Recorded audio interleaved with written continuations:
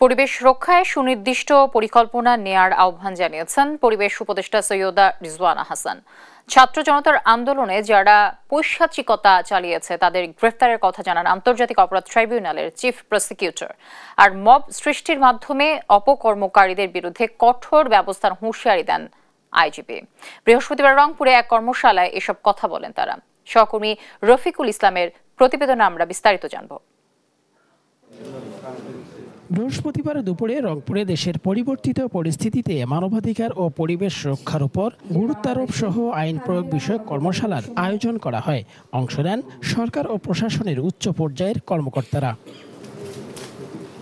অনুষ্ঠান শেষে আইজিপি বলেন, মব সৃষ্টি করে যারা অপকর্ম করছে তাদের বিরুদ্ধে কঠোর অবস্থানে আছে আইন শৃঙ্খলা রক্ষাকারী বাহিনী। যখনই আমরা পুলিশ খবর পাচ্ছি তখনই আমরা যাচ্ছি, গিয়ে তাদেরকে নিবৃত্ত করার চেষ্টা করছি। এখন এখানে এর সুযোগে আপনার ছাত্র জনতার নাম দিয়ে অনেক অপরাধীও এই কাজটা করছে, যেটা গুলশানের বেলায় আমরা দেখছি।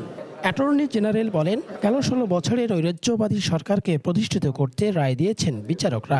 এই সংস্কৃতিতে বাংলাদেশকে আর ফিরিয়ে নেওয়া যাবে না। একটি ভালো বাংলাদেশ উপহার দিন, একটি স্বপ্নের বাংলাদেশ উপহার দিন, যেখানে আপনার সন্তান বড় হওয়ার পরে আপনার পাশে থাকতে চাইবে, আপনার সাথে থাকতে চাইবে। বিদেশের মাটিতে বছরের পর বছর হাড় ভাঙা পরিশ্রম করে তাদেরকে যাতে কাটাতে না হয়, সেই পরিবেশ, সেই বাংলাদেশ প্রতিষ্ঠায় আপনারা সহযোগিতা করুন। স্বৈরাচার হঠাতে বীর সন্তানদের উপর যারা পৈশাচিকতা চালিয়েছে তাদের গ্রেফতারের কথা জানিয়ে আন্তর্জাতিক অপরাধ ট্রাইব্যুনালের চিফ প্রসিকিউটর বলেন, অপরাধী পুলিশ কর্মকর্তাদের ধরা হবে, গোটা পুলিশ বাহিনীকে নয়। আমাদের বীর সন্তানদের উপরে যে পৈশাচিক আক্রমণ চালানো হয়েছে, অতি উৎসাহী হয়ে শুধুমাত্র শেখ হাসিনা বা ঊর্ধ্বতনদের নেক নজরে পড়ার জন্য যারা এই হত্যাকাণ্ডের সাথে সরাসরি সম্পৃক্ত ছিল, সেই সমস্ত সকল রাঘব বোয়ালকে আমরা ধরব। আমাদের টার্গেট হচ্ছে সত্যিকারের পারপিট্রেটর গোটা পুলিশ বাহিনী নয়।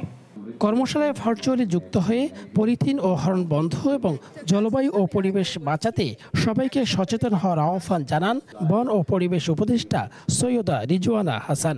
শব্দ দূষণ, পলিথিন দূষণের ব্যাপারে আপনাদের সুনির্দিষ্ট কর্মসূচি দেখতে পেলে আমরা খুশি হব। এটা আপনাদেরকে নিতে হবে, কারণ এই হর্নের আওয়াজ আসলে কোনোভাবেই সহ্য করা যায় না। এ সময় অবৈধ ইটভাটা বন্ধে কোনো সহানুভূতি দেখানোর সুযোগ নেই বলেও মন্তব্য করেন পরিবেশ উপদেষ্টা। বলবেন না বাংলাদেশের। রফিকুল ইসলাম, দেশ টিভি, রংপুর।